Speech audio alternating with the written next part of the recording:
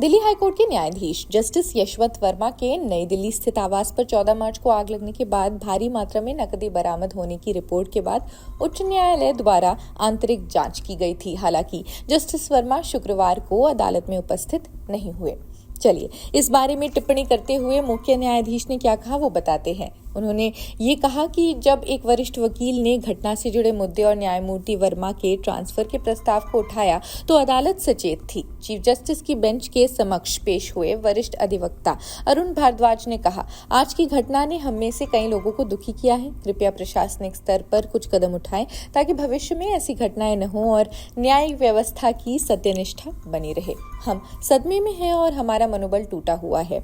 इस पर मुख्य न्यायाधीश उपाध्याय ने भारद्वाज से कहा, सभी लोग सचेत हैं, हम सचेत हैं। वहीं भारद्वाज ने कहा कि वो अपने कई वकील भाइयों की भावना व्यक्त कर रहे थे। वहीं दिल्ली फायर सर्विस और दिल्ली पुलिस के अधिकारी न्यायमूर्ति वर्मा के सरकारी आवास पर 14 मार्च की घटना के बारे में चुप्पी साधे हुए हैं।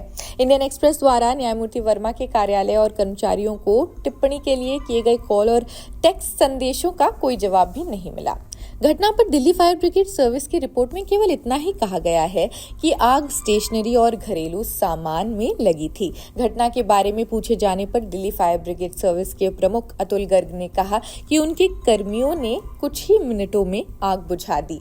जज के आवास पर नकदी के बारे में पूछे जाने पर उन्होंने कहा, हमें इस बारे में कोई जानकारी नहीं है। चलिए, सूत्रों ने बताया, न्यायाधीश के सरकारी आवास पर तैनात एक सुरक्षा कर्मी ने 14 मार्च की रात 11:30 बजे फायर ब्रिगेड और स्थानीय पुलिस को आग लगने की घटना की सूचना दी। एक सूत्र ने यह भी बताया, सूचना मिलने के तुरंत बाद तुगलक रोड पुलिस स्टेशन से पुलिस अधिकारियों की एक टीम और दिल्ली अग्निशमन सेवा के अधिकारी मौके पर पहुंचे और ये सब घटनाक्रम आपके समक्ष है। खैर, इस मुद्दे पर आप क्या सोचते हैं, आप हमें जरूर बताएं और बाकी सवाल जो उठ रहे हैं वो हम आपको दिखाते हैं।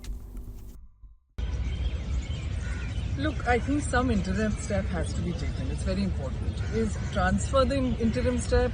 I'm not sure, because the Allahabad High Court Bar Association has issued some kind of protest against this, but fair enough. An interim step has been taken, and they're saying they won't be treated like a garbage bin.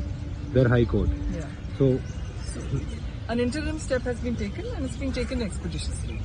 But I think that it's very important to set up a mechanism in the larger context. The Vice President Jagdish Dhankar has said that the NJAC must come in. But the kind of NJAC that they have in mind is one with a governmental veto. This would collapse the separation of powers between the executive and the courts. And this is very important to say no to in all circumstances, even and especially in a circumstance like this. Since the Supreme Court has chosen to have an in-house inquiry, it is better we await that inquiry and ask the questions later, right? If it is true that on one channel just now I was told, and it was said very authoritatively, that jo paise nikle the, it was in sacks and sacks of money from the outhouse of the judge's residence. Now, if that is correct, right, it is shameful. It is a blot on the entire judicial system and on the judiciary and our entire legal system. So, for the time being, if that is true, right, the inquiry should be swift and they should come out with the results publicly. Because it will be a deterrent. By putting these things under the carpet, right, this will not stop future corruption. देखिए, आप सब जानते हैं न्यायपालिका कैसे चलती है या न्यायपालिका की ताकत क्या है। डेमोक्रेसी के 3 पार्ट, लेजिस्लेचर है, आप चुन के भेजते हैं, कौन चुनता है? पब्लिक। उसके बाद क्या आता है? एग्जीक्यूटिव। उसी में चुने में से कुछ लोग एग्जीक्यूटिव में आते हैं। और तीसरा पार्ट है न्यायपालिका। न्यायपालिका की ताकत कौन है? पब्लिक। तीनों पूरे इंटायर नेशन जो डेमोक्रेटिक सिस्टम है उसकी ताकत है पब्लिक। अगर पब्लिक का विश्वास न्यायपालिका से हटेगा तो क्या होगा ये खुद आप अंदाज लगा लीजिए। पूरा देश कोलैप्स करके नीचे चला जाएगा। एक सामान्य कर्मचारी के घर पे 15 लाख रुपया मिलता है तो उसको जेल भेजते हैं। एक जज के घर पे 15 करोड़ रुपया कैश मिल रहा है, उसको घर वापसी का इनाम दिया जा रहा है। क्या हाईकोर्ट, इलाहाबाद हाईकोर्ट क्या डस्टबिन है, कचरा बिन है? करप्शन के खिलाफ हाईकोर्ट बार बिल्कुल स्ट्रांग फुटिंग पे खड़ा है। हम उसका स्वागत यहां नहीं होने देंगे। उनका ज्वाइनिंग अगर होती है, we will sign the high court, lawyers will abstain from work. आगे देखिए, आज का ये जो अभी आपको फैसला है, जो हमने स्ट्रांग वर्ड में प्रोटेस्ट किया है, ये एग्जीक्यूटिव का डिसीजन है। We have got the power to protest. फैसला क्या होगा उसके लिए जनरल हाउस सोमवार को तय करेगी। बहुत बड़ी जनरल हाउस होने जा रही है, जिसमें सारे लोग मिलकर ये तय करेंगे कि हमारी मांग क्या है।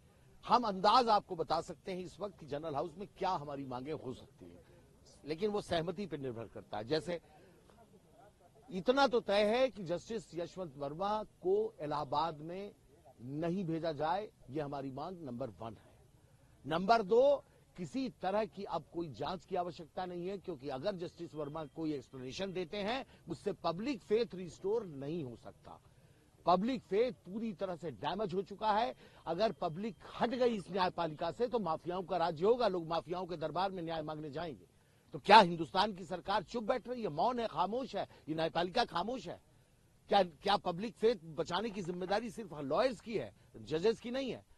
ऑनरेबल सुप्रीम कोर्ट ने जो ये कोलिजियम ने डिसीजन लिया है, हम उसके अगेंस्ट हैं, हम उसके खिलाफ प्रदर्शन कर रहे हैं। अगर वो आते हैं तो उसके बाद वो ज्वाइनिंग यहाँ अगर होती है, उनका स्वागत यहाँ होगा, तो हाईकोर्ट को हम साइन डाई क्लोज करेंगे।